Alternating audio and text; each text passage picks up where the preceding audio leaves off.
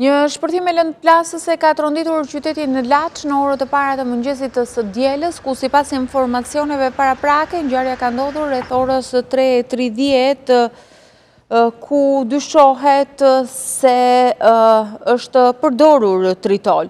Lënda plasës e ishte vendosur në qepenin e derës së një dyqani dhe që ndodhet në një kompleks shërbimesh, duke shkaktuar dëme materiale në ambientet e biznesit. Fatmirësisht nga shpërthimi nuk raportohet për persona të lënduar, ndërsa menjëherë pas marrjes së njoftimit në vendin e ngjarjes ka mbërritur policia dhe grupi hetimor, të cilët kanë nisur veprimet për zbardhjen e incidentit. Sipas njoftimit zyrtar të policisë, në ndërtimin e prokurorisë, po kryen edhe hetimet për sqarimin e plotë rrethanave dhe dokumentimin ligjor të rastit.